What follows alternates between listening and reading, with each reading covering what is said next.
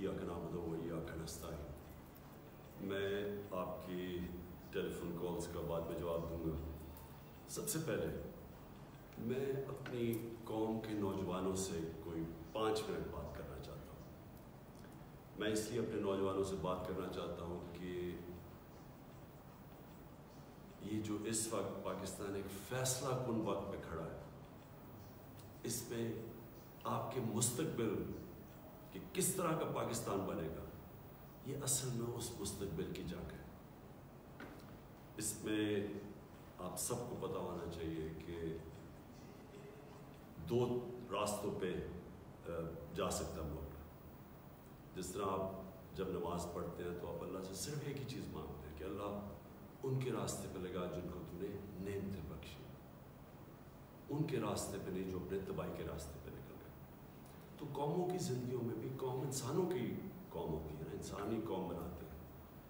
तो कौमों की ज़िंदगियों में भी ये फैसला करना पड़ता है कि हमने एक तबाही के रास्ते पे जाना है या उस रास्ते पे जाना है जो मुश्किल भी होगा, जिसमें हर किस्म की आजमाइशें आएंगी, लेकिन वो हमारी अज़मत का रास्ता है।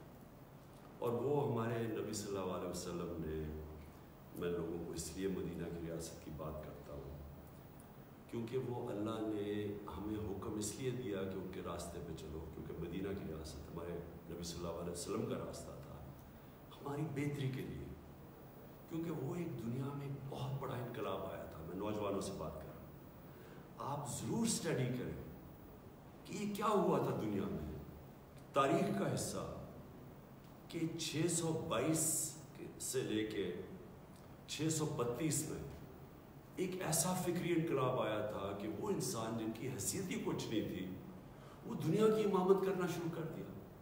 ये हिस्ट्री है, ये मिथोलॉजी नहीं है, ये कोई कहानियाँ नहीं है, ये इंसानी हिस्ट्री का एक चैप्टर है कि 10 सालों में उन्होंने इंसानों को बदल दिया था। सिर्फ कोई 12 से 1400 लोग मरे थे उस पीरियड में, 10 सालों में। जंगों में 12 से 1400 लोगों से ज़्यादा नहीं मरे, लेकिन वो फिक्री इनकलाब था, इंसान चेंज हो गए। और वो क्यों, कैसे चेंज हुए, वो अगर आप नबी सल्लल्लाहु अलैहि वसल्लम की ज़िंदगी पढ़ लें, उनकी सीरत पढ़ लें, तो आपको समझ आएगी कि वो लोग चेंज कैसे हुए। आज जो पाकिस्तान की पॉलिटिक्स है, 25 साल पहले मैंने जो शुरू की थी, वो आज उधर पहुंच गई है कि आज सारी कौम ने इस फैसला करना है कि हमने किधर लेके जाना है अपने मुल्क को, क्योंकि आपके हाथ में, और नौजवानों आपके हाथ में है। क्योंकि आपने, अगर आप राय हक पे खड़े होंगे, जो अल्लाह का हुक्म है, सीधा रास्ता राय हक है। अगर आप अच्छाई के साथ खड़े होंगे, क्योंकि अमर बिल मारूफ हुक्म है अल्लाह का कि अच्छाई के साथ खड़े हो, बुराई की खिलाफ खड़े हो, राय हक पे खड़े हो, झूठ के खिलाफ खड़े हो, हुक्म है अल्लाह का हमारी बेहतरी के लिए। जब एक माशरा ये सच्चाई और हक और अच्छाई के साथ खड़ा होता है तो वो माशरा जिंदा हो जाता है। जब वो माशरा बीच में बैठ जाता है कि अच्छा जी मुझे तो कुछ नहीं है, तो मेरी ज़िंदगी को तो कोई फ़र्क नहीं पड़ा, तो जब इनएक्टिव हो जाता है, जब वो कुछ करता नहीं है, असल में वो बुराई के साथ खड़ा हो जाता है। जब वो न्यूट्रल होता है अच्छाई और बुराई के बीच में, वो बुराई का साथ देना शुरू हो जाता है और वो माशरे की तबाही होती है। जिस तरह मैं बार बार मौलाना रूमी को कोट करता हूँ, जब उन्होंने कहा कि एक कौम तब तबाह होती है जब अच्छे और बुरे की तमीज़ ख़त्म कर देती है। वो ख़त्म कब करती है कि जब वो न्यूट्रल हो जाती है, फैसला ही नहीं करती। जब देख रही है कि एक तरफ मुल्क के ऊपर कितनी बड़ी साजिश है, और साबित हो गया साजिश कि बकरों की तरह नीलामी हो रही है सियासतदानों की, जो मुल्क की लीडरशिप, और उनको ख़रीदा जा रहा है एक गवर्नमेंट को गिराने के लिए। बाहर की साजिश, बाहर से साजिश शुरू हुई। यहाँ मीर जाफर और मीर सादिक बैठे हुए हैं सौदा करने के लिए, अपने ज़ाती मफादात के लिए, उनके साथ मिलकर गवर्नमेंट गिराएं। तो आप सारी कौम के पास, नौजवानों आपके लिए खास तौर पर, आपके पास ये नहीं कि आप चुप करके बैठे रहें, आपको फैसला करना है। जो अच्छाई किधर है, बुराई किधर है, आपको फैसला करना। लेकिन आप चुप करके अगर बैठेंगे, आप बुराई का साथ देंगे। मैं ये चाहता हूँ कि आप सब एहतजाज करें, आप सब अपनी आवाज़ बुलंद करें। ये जो साजिश हो रही है मेरे लिए नहीं, अपने मुस्तकबिल के लिए। अगर ये कामयाब हो जाते हैं तो ये क्या होगा? इसका मतलब कि किसी बाहर की कुव्वत को अगर मुल्क की लीडरशिप नहीं पसंद, मुल्क का प्राइम मिनिस्टर नहीं पसंद, तो क्या वो 15-20 अरब रुपया खर्च करके गवर्नमेंट करा देगा? एक न्यूक्लियर आर्म पाकिस्तान की लीडरशिप चेंज हो सकती है। बाहर की कुव्वत थोड़े पैसे दे, इनको बकरों की तरह खरीदे, ज़मीर फरोशों को, और गवर्नमेंट करा दे। तो ये तो आगे इस मुल्क का तो कोई मुस्तकबिल नहीं है। और आपको मैं नौजवानों इसलिए कह रहा हूँ, आपका कोई मुस्तकबिल नहीं है इस पाकिस्तान में, तो कोई मुस्तकबिल नहीं है आपका। इसलिए तो जो ज़्यादा पढ़ लिख लेता है वो बाहर चला जाता है। लेकिन ये आपका मुल्क है, इसके लिए आपको लड़ना पड़ेगा। और जब मैं कहता हूँ एहतजाज, ये आपका हक है। मैं एक जिंदा माशरे की बात कर रहा हूँ, बरतानिया जिंदा माशरा, क्योंकि मैं यूनिवर्सिटी भी वहाँ गया और मैं बड़े अच्छी तरह उस माशरे में जानता हूँ। जब उन्होंने नाजायज़ तरीके से झूठ बोल के वेपन्स ऑफ मैस डिस्ट्रक्शन का नाम लेके इराक के ऊपर हमला किया, तो 20 लाख लोग निकले एहतजाज करने के लिए। पुरअमन एहतजाज, कोई गमला नहीं टूटा, कोई तोड़ फोड़ नहीं, पुरअमन एहतजाज। क्योंकि उन्होंने कहा ये आप गलत कर रहे हैं, ये बुराई है कि झूठ बोल के किसी कौम के ऊपर हमला करना। 20 लाख लोग निकले और मैं उनके साथ, और किसी पार्टी ने नहीं उनको निकाला।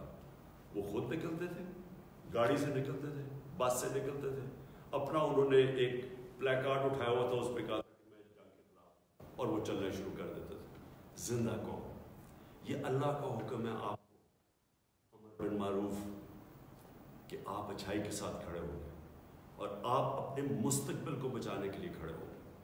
और फिर मैं आपको रिपीट कर दूं कि जो आपका एहतजाज होगा वो पुरअमन हो, किसी किस्म का अपने मुल्क को नुकसान ना पहुँचाए। ये हमारा मुल्क है। हम जब तोड़ फोड़ करते हैं, हम अपने लोगों का, अपने मुल्क का नुकसान पहुँचाते हैं। लेकिन पुरअमन एहतजाज, ये इससे सबसे बड़ा खौफ होता है इस तरह के गद्दारों को। के गद्दारों को जब पता चलता है, ये सबसे बड़ा, जब कौम एक खड़ी हो जाती है सच्चाई के साथ, हक के साथ, अच्छाई के साथ, ये सबसे बड़ा खौफ होता है एक माशरे में उन लोगों को, उन गद्दारों को जो अपने ज़मीर का सौदा कर चुके होते हैं, अपने ज़ाती मफादात के लिए मुल्क को गुलाम बना देते हैं। इस बड़े सगीर की तारीख में मैं बार बार बता चुका हूँ, मीर जाफर और मीर सादिक कौन थे। एक ने, मीर जाफर ने अंग्रेज़ों के साथ मिलके एक मुसलमान जो हाकिम था सिराजुद्दौला, उसको मीर जाफर ने अंग्रेज़ों के साथ मिलके गिराया। उसको फ़ायदा हुआ ज़ाती तौर पे, और कौम उनकी ग़ुलाम होगी। और जो मुश्किलात गुजरी वो बंगाल के, उसके बाद आप तारीख पढ़े, जो लोगों का उन्होंने खून चूसा, और उसी तरह टीपू सुल्तान को गिराने वाला अंग्रेज़ों के साथ मिलके मीर सादिक था। तो कभी तारीख उनको नहीं भूली इन गद्दारों को। और तारीख, मैं ये चाहता हूँ कि तारीख इन गद्दारों को ना भूले। पाकिस्तान की तारीख ये समझते हैं कि जी लोग थोड़ी देर में भूल जाएंगे। आपकी जिम्मेदारी है नौजवानों, आपने इनको भूलने नहीं देना कि जो जिस तरह की इन्होंने बेशर्मी से गद्दारी की है इस कौम के साथ, साबित हो गया कि बाहर से पूरी साजिश थी, ये साबित हो गया। हमारे पास नेशनल सिक्योरिटी कमेटी ने, कैबिनेट ने, सब ने वो डॉक्यूमेंट देख लिया। पार्लियामेंट की जो सिक्योरिटी कमेटी की कमेटी है, उसने ये देख लिया डॉक्यूमेंट। ये जो मैं आपको कह रहा हूँ, ये ऑफिशियल डॉक्यूमेंट है कि इमरान खान को अगर आप हटाएंगे तो अमेरिका के ताल्लुकात आपसे अच्छे होंगे। अगर आप जैसे आप इमरान खान को हटाएंगे, आपको माफ कर देंगे। जो भी आएगा कोई नहीं आएगा। इनके साथ साजिश जिनके साथ हुई, पहले से पता है कि इमरान खान हटेगा तो ये वो शहबाज शरीफ जो एचकन सरवाइव है वो पहुंच जाएगा, जिसके ऊपर अरबों रुपए की चोरी के केस हैं।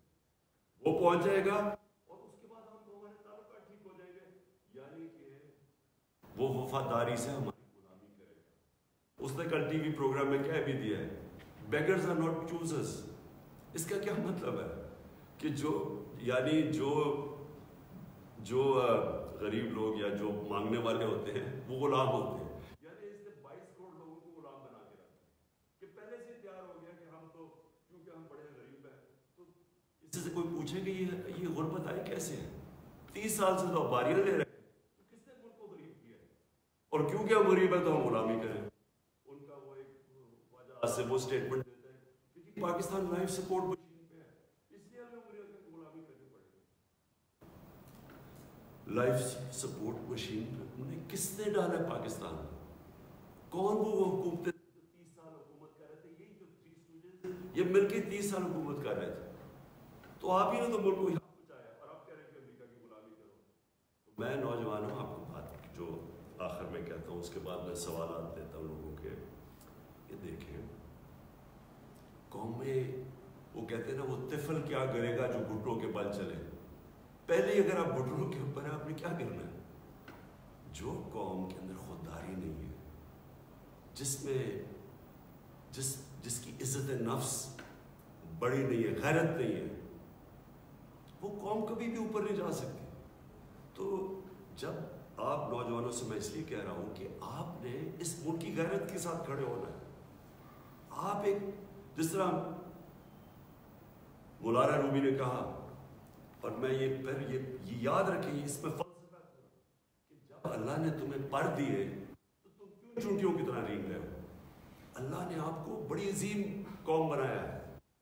پاکستانی جب میں اسکولوں میں تھا تو یہ سب سے تیزی سے اوپر جا رہا تھا، یہ اس طرح کی چوروں نے آ کے اس کو کھا کے اور باہر پیسہ بیچ کے اس ملک کو یہاں پہنچایا، اس میں اللہ نے کسی چیز کی کمی نہیں دی۔